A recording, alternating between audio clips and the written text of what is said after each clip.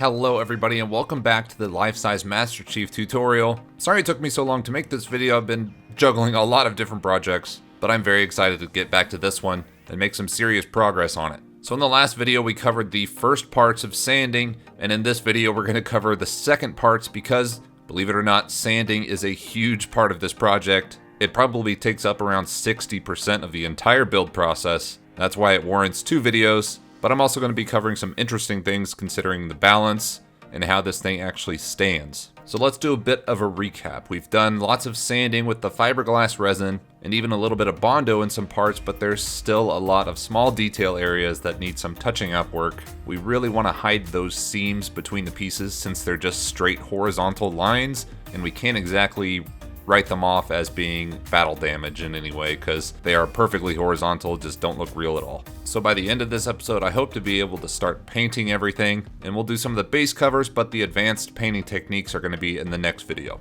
So let's go ahead and get right into it. So all of these little small surface imperfections we're going to be filling in with the Bondo, glazing, and spot putty. This stuff works great at filling in the small details, but I definitely would not want to do the entire Master Chief with this stuff, but it works great at filling in all these small imperfections and small details. And once this stuff is all dried and hardened, we'll be able to sand it all, and then we'll give it another base coat of spray paint to make sure that everything is smooth and ready. So sadly, now is the time for a little bit of hand sanding, just because the mouse sander might be too powerful for the current stage of sanding. We don't want to sand away all the Bondo, just enough to make it smooth. And the best way to do that is with your hands. As I was going around sanding this whole thing, I noticed a few more spots in the hard to reach places where the fiberglass resin kind of ran, so it made this little drop pattern. And there were lots of other places around the armor where I just couldn't really reach very well. So I started to look for a tool that might be able to help me out here. And here's what I came up with that I'm actually pretty excited about. So this is the tool that has changed how I'm going to be finishing 3D prints, because it is just so handy. It is a variable speed 1-inch belt sander. So you can see the belt on this thing is very small. It's able to reach into those very difficult to sand places. Here I'm just using it to take down some high spots on the arm from the fiberglass resin. Because that stuff is so hard when it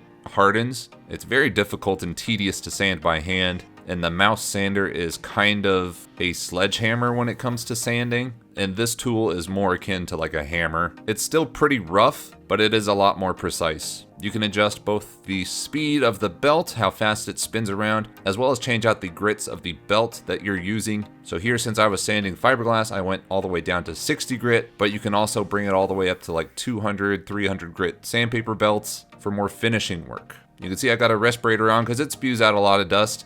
There is a dust bag attachment for it, but I was so excited to try this thing out, I didn't want to wait for it to show up. You can see I've got a little compressed air gun to blow off any of the dust on the surface to make sure I've sanded what I think I'm sanding. But this tool is just so helpful for reaching the difficult to sand spots. When I saw the dripped fiberglass resin in a couple of the hard spots to reach, I tried sanding them by hand, but that fiberglass resin can be very, very difficult to sand by hand in an easy to reach space. So a hard to reach space, it was even more difficult, but with this thing, I knocked them down without issue. I wouldn't necessarily use this thing to sand down Bondo, at least not at this grit level. You still just can't beat the precision of hand sanding something, but this tool was a real lifesaver for this project, and I definitely recommend it for all you prop makers out there. And definitely get a couple different grits of sandpaper belts and try it out on some of your larger scale projects.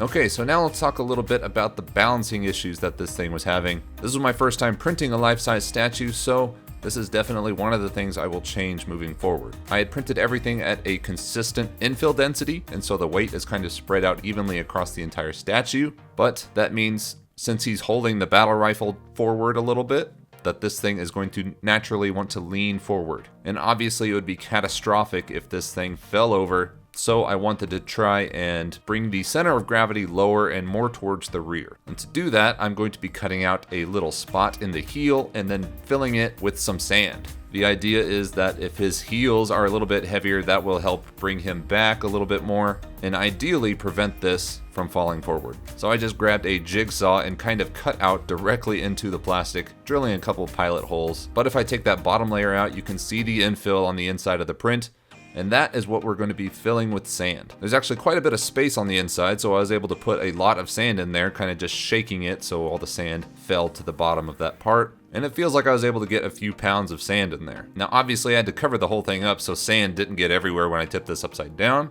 So to add some more weight, I use a fiberglass resin to mix it in and kind of help it clump the sand and let the resin sink down and fill the space even more. Then I just use a hot glue gun to close up any other cracks that the fiberglass resin might have missed, but I thought this did a pretty decent job at moving the center of gravity a little bit lower and back. Now moving forward, what I plan to do is actually print all of the parts hollow with around a 25mm wall still, but if they're hollow, I'd be able to fill the boot up with sand from the beginning so that this thing is a lot more stable. I do plan on selling life-size kits of this statue later on down the road, and that is one of the changes I want to implement into the prints, just to save you guys some headache. And I kind of want to do a life-size arbiter to go with this Master Chief, so we'll see when I finish this thing up.